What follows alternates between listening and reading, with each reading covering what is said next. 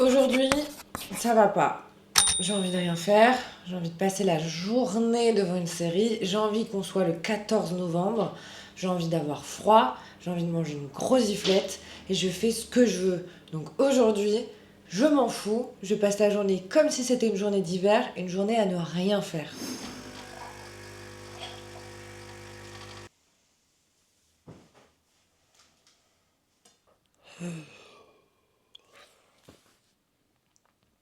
Salut.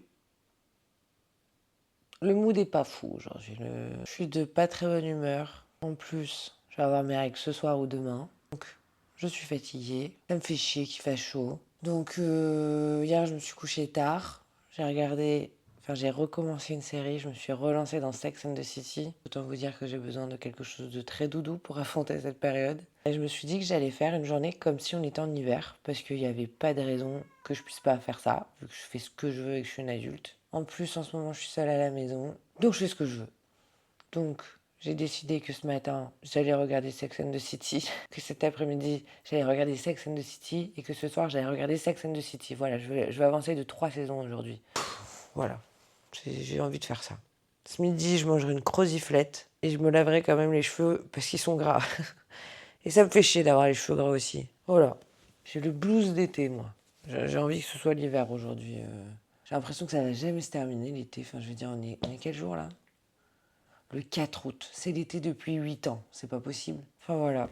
Attends, par contre, c'est très bizarre parce que hier, du coup, j'ai regardé 5 épisodes de Sex and the City.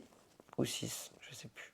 Je me suis couché vers 2-3 heures du mat. Et je trouve ça fou comme la série impacte directement mon cerveau parce que je me suis réveillée vers 5-6 heures du matin parce que Pipo était... Tiens, montre-toi, Pipo. Oui, toi. Parce que ce petit chat-là, il était infernal. Hein, t'as été infernal toute la nuit. Parce que ce qui l'amuse beaucoup, c'est que dans la chambre, il y a une tête de lit sur laquelle il peut monter. Donc il va monter dessus déjà en faisant un bruit pas possible. Et après, tous les petits objets qu'il peut y avoir à l'intérieur de la tête de lit, il va essayer de les faire tomber. Dans ce temps-là, du coup, Mimi crache dessus. Enfin bref, c'est un enfer. Un peu relou. Et donc je me suis rendu compte que j'étais en train de rêver à ce moment-là. Et ce qui est fou, c'est que je rêvais avec la voix de Carrie Bradshaw. Voilà. De toute façon, je pense que vous aviez vu que ça m'avait complètement impacté la série Sex and the City que j'ai regardée il y a moins de 6 mois. Et je crois que c'est sûrement une de mes séries préférées. Enfin, plus réconfortante en tout cas. Parce que bon, Gossip Girl, au bout d'un moment, voilà, qu'on n'est plus au lycée. Voilà. Bref, petit mood, en vrai, tout va bien, mais je trouve que des fois, t'as besoin d'une journée où ça va pas. Et, enfin, je veux dire, un jour avant les règles, c'est pas non plus déconnant. Donc, je me suis dit que je me laissais tranquille aujourd'hui. Bah écoutez, on se mate un premier épisode, puis on va à la douche. Voilà. En fait, ce qui est cool et bizarre dans un sens, que genre là ça va pas, mais je me fais plus emporter comme je me faisais avant, emporter par la mauvaise humeur et l'impression que plus rien n'ira jamais dans ma vie. Enfin, comment expliquer ça? Enfin, pour celles qui me connaissent, j'ai toujours été quelqu'un de très un peu une écorchée vive, tout ça, tout ça. Et je me définis beaucoup moins comme ça aujourd'hui. Et ça me dérange pas du tout d'ailleurs. Je me sens beaucoup plus optimiste, solaire. Et dans un sens, je me dis que là, c'est important de passer une journée où voilà, je prends un peu soin de moi et tout. Et j'ai plus cette impression de pouvoir m'effondrer constamment.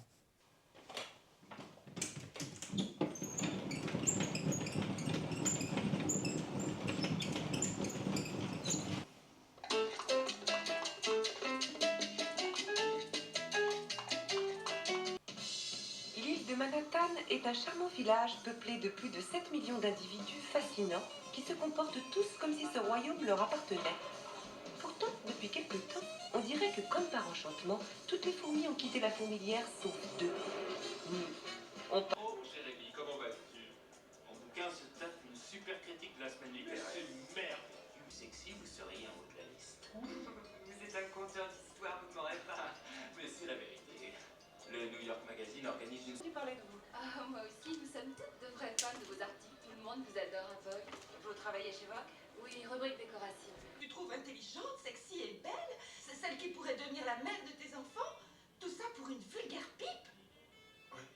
Dans une ville qui vous laisse tant de choix, quelquefois, c'est rassurant de se dire qu'on a fait le bon.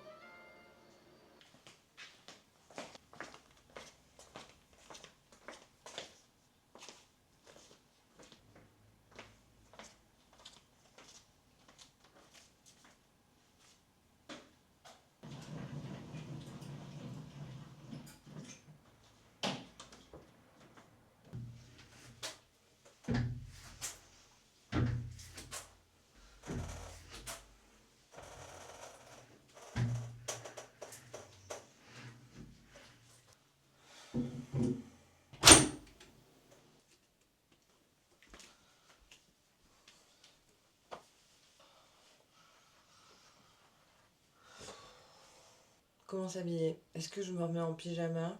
Bah non. Je dois aller acheter du reblochon après pour faire ma croziflette.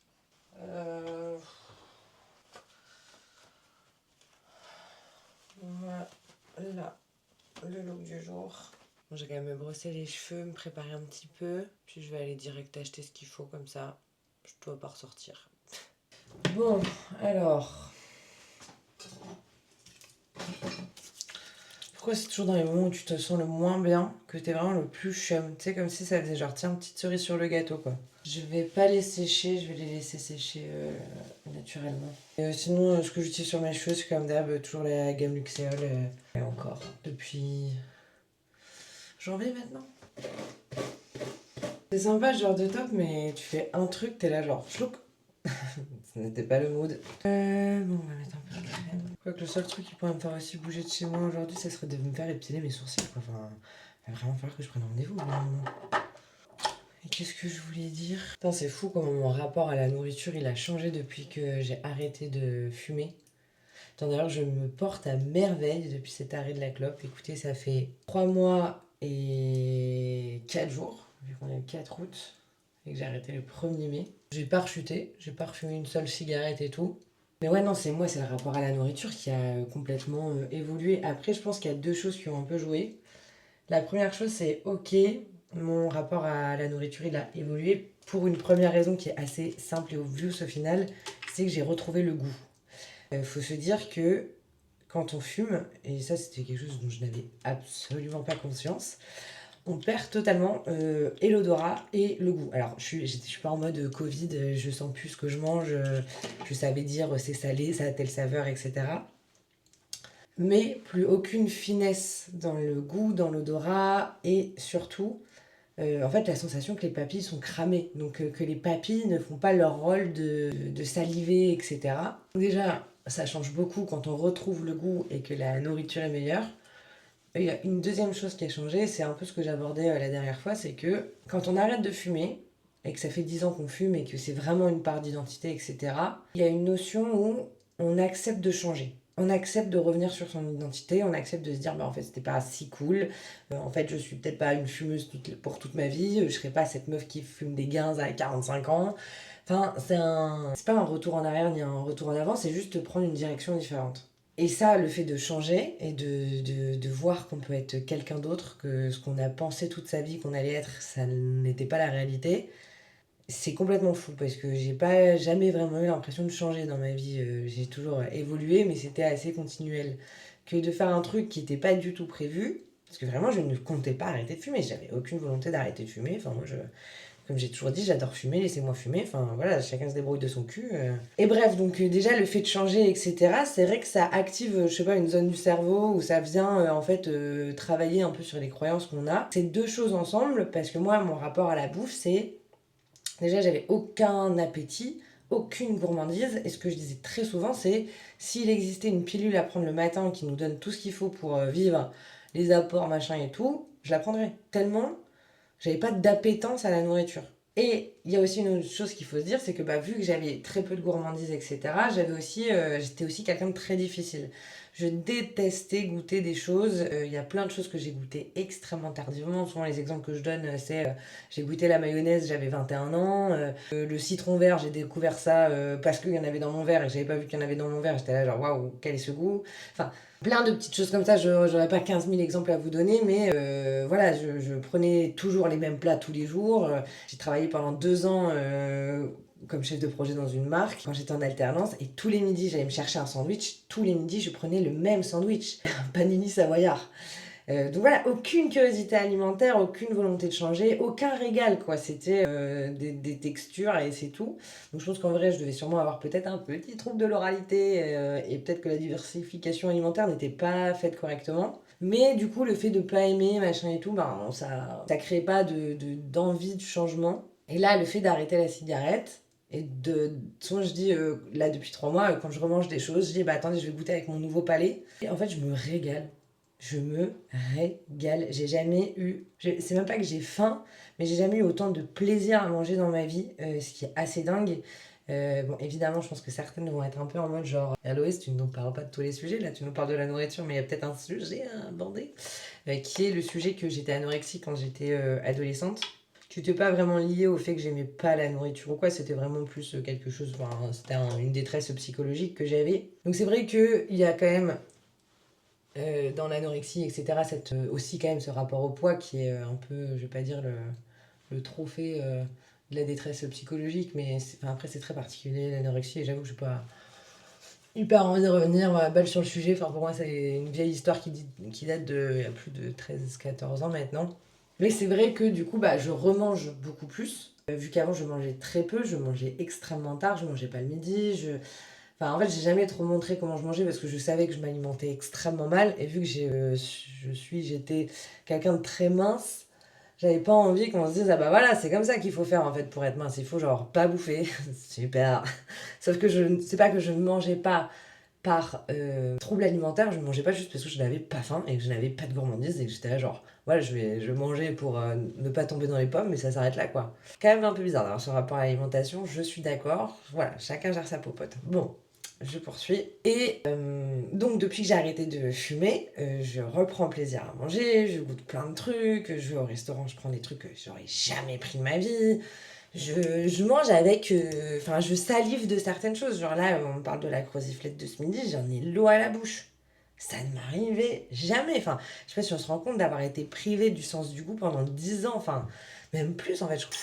En fait, je sais pas si j'ai une fois dans ma vie autant aimé manger qu'aujourd'hui. Donc très agréable, même le sucré par exemple, j'étais pas du tout une bouche à sucre. Jamais que tu m'aurais vu au restaurant prendre un dessert. Jamais de la vie. Maintenant je reprends.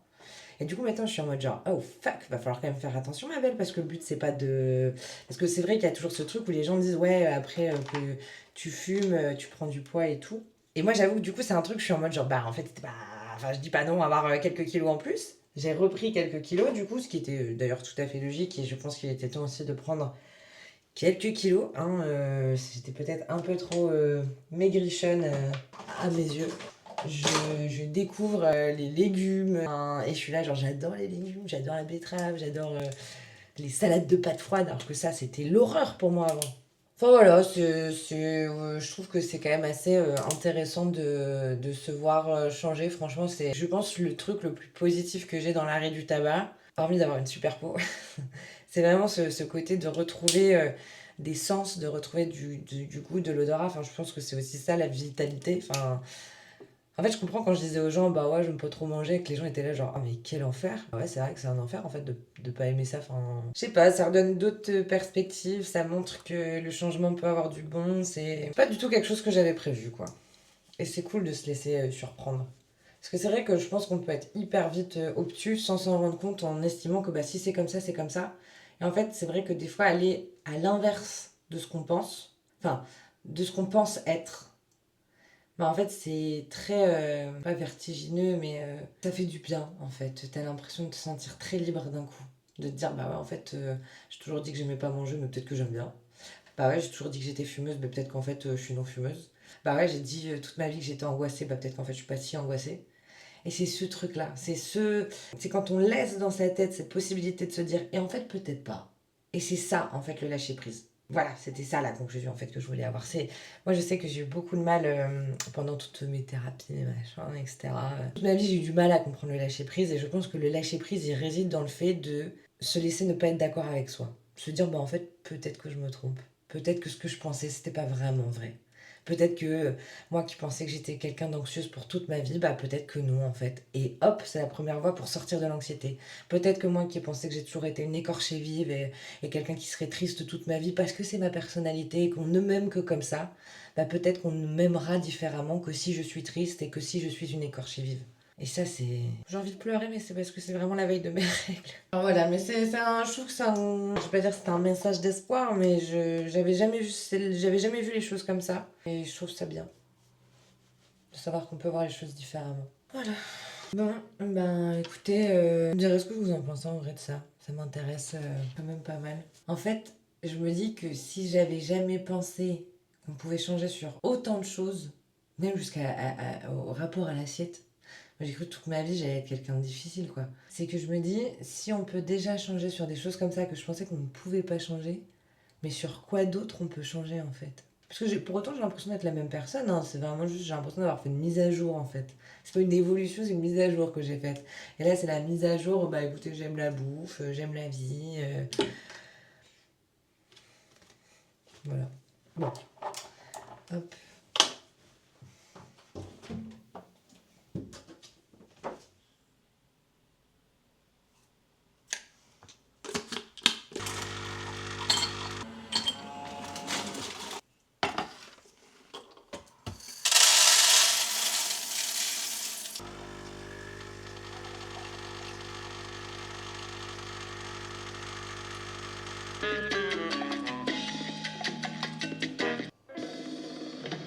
Il était une fois, dans un royaume magique appelé Manhattan, une jeune femme qui rencontra un prince charmant. Tu fais ce que tu veux, mais l'autre ne doit pas être une copine. Je sais pas moi, trouve une fille anonyme dans un bar ou dans une boîte. Ça, c'est romantique. Non, je me sentirais plus à l'aise avec une amie, quelqu'un en qui j'ai confiance. Juste au moment où vous aviez l'impression d'avoir les idées aussi claires qu'un ciel d'été, elle vous sortait une pensée philosophique digne du Dalai Lama. Dis, je n'ai pas les cheveux trop brillants aujourd'hui. Mais la seconde d'après, vous étiez rassurée. Qui n'aime pas les contes de fées? Il fallait que je me cramponne pendant 5 minutes. Alors j'ai fait ce que tout écrivain aurait fait. Je me suis remis le cul et j'ai sorti une histoire. Charlotte réalisait que le moment était venu. C'était l'heure du grand plongeon. Bon.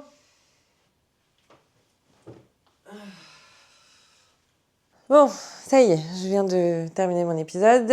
Je pars acheter de quoi faire une croziflette. Et s'il n'y a pas de quoi faire une croziflette, je m'en fous, je suis une raclette. J'ai envie de fromage. Voilà. Bon, me voilà de retour. J'ai tout trouvé pour faire ma croziflette. Je suis très contente. Ça, c'est pas pour la croziflette. Le petit colis Vinted. On va se mettre là-bas. Enfin, vous n'imaginez pas comment Sex and the City a une influence sur moi, que ce soit vestimentairement parlant, de réaimer la mode, se saper.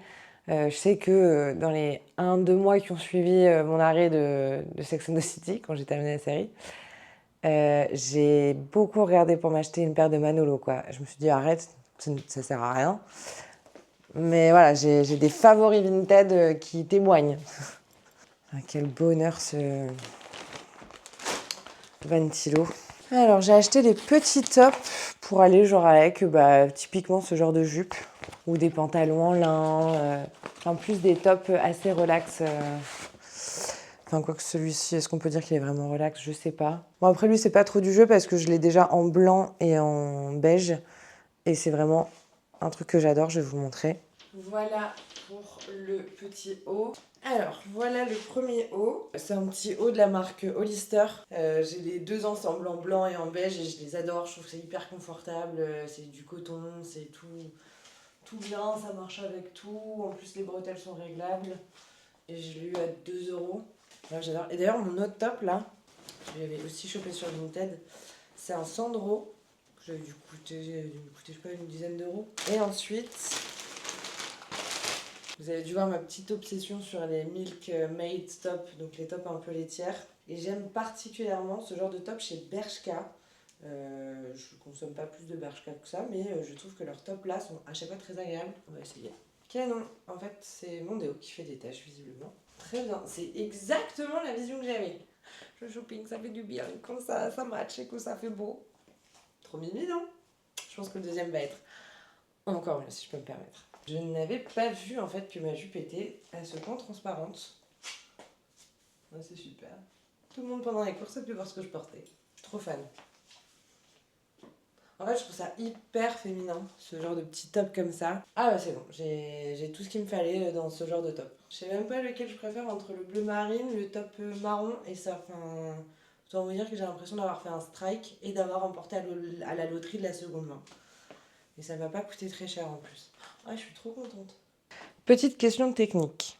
Quand je parle, vous préférez voir le micro et m'entendre aussi fort, parce que du coup j'ai l'impression que quand j'ai le micro là, on m'entend beaucoup, enfin que je prends beaucoup de place et qu'on entend fort ma respiration en même temps, et je peux pas vraiment gérer après ma respiration. D'ailleurs, je vous jure que vous êtes très content que j'ai arrêté de fumer, parce qu'avant je respirais comme un grand-père. Ou est-ce que vous préférez qu'il soit hors champ? Donc comme je fais là, où je trouve qu'on m'entend aussi très bien. Voilà, j'avais besoin d'un petit avis.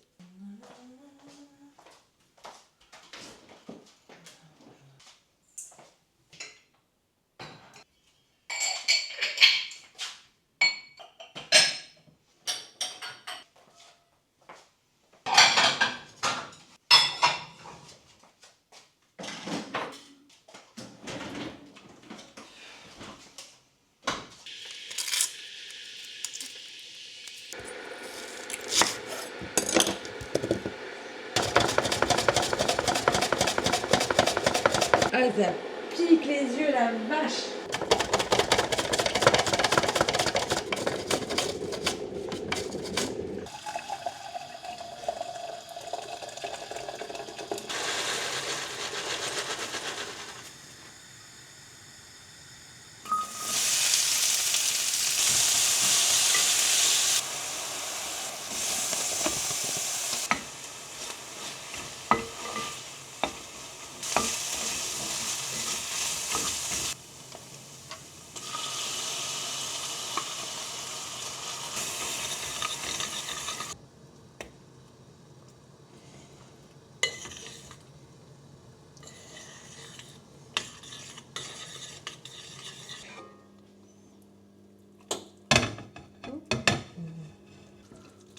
Oh my god.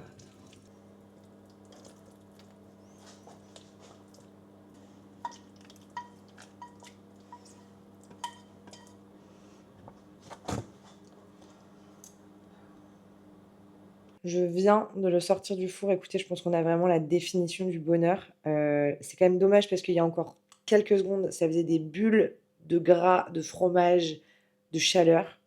C'était magnifique. Voilà, écoutez, je vais me démonter le bide. Oh là là. Oh là là. Écoutez, je vais manger ça et ensuite je pense que je vais arrêter de parler pendant à peu près 1 heure et demie, le temps de digérer.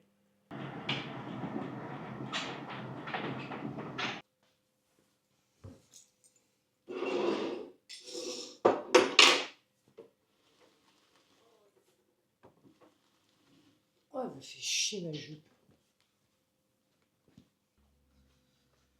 Voilà. Je vais partager la première bouchée avec vous, puis après je vais partager la deuxième bouchée avec Carrie Bradshaw.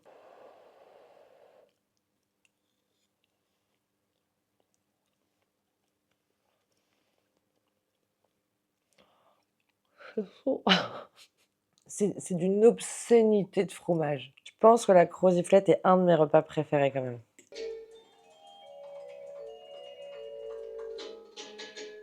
Dans cette ville où tout le monde était parfait, personne n'arrivait à la cheville de Brooke, qui s'appelle Brooke. Un vibromasseur, lui, ne vous téléphone pas pour votre anniversaire. Un vibromasseur ne vous envoie pas de fleurs. Et vous ne pouvez pas présenter votre maîtresse.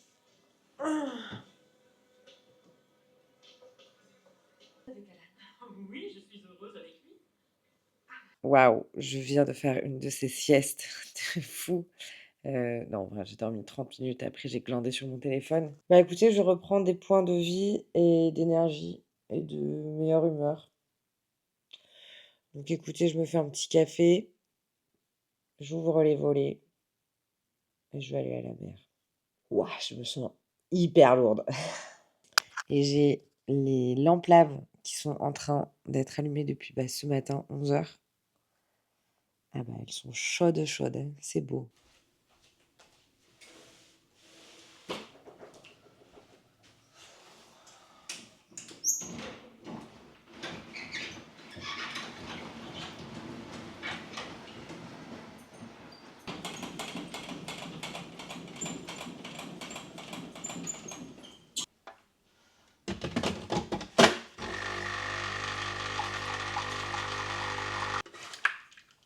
Allez, je profite de ce dernier café pour un peu papote et clôturer la journée, entre guillemets. Je pense à plein de choses dans ma tête, et notamment j'ai mon cerveau qui est en train de faire un podcast lui-même sur le travail. Qu'est-ce que le travail? Est-ce que c'est bien de travailler? Est-ce que on peut parler de travail sans parler d'argent? Est-ce que le travail a un sens si ce n'est l'argent? Et si l'argent n'a pas de sens, le travail en a-t-il? Ouais. C'est bien que j'aille faire un petit tour parce que quand on commence à avoir la tête qui est en boucle sur ce genre de choses, bref, on se retrouve à la plage. Ça va me faire du bien quand même, je crois, que de sortir un petit peu et de juste prendre l'air parce que là, je sens que mon cerveau il commence à être en boucle, en boucle, en boucle, en boucle, en boucle, en boucle. Donc des fois, prendre un peu l'air, ça peut être quand même une bonne solution.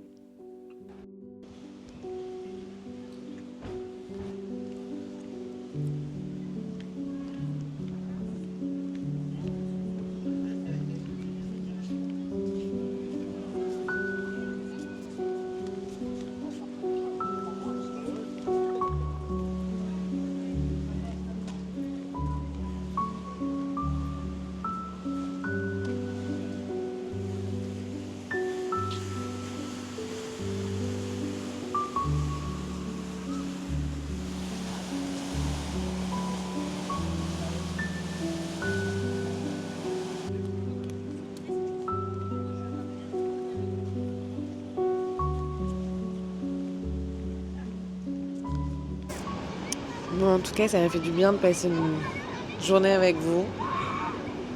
Même si c'était pas une journée folle. Là, je vais retourner me foutre dans ma petite grotte à la maison, refermer les volets à nouveau et terminer Sex and the City. Enfin, poursuivre.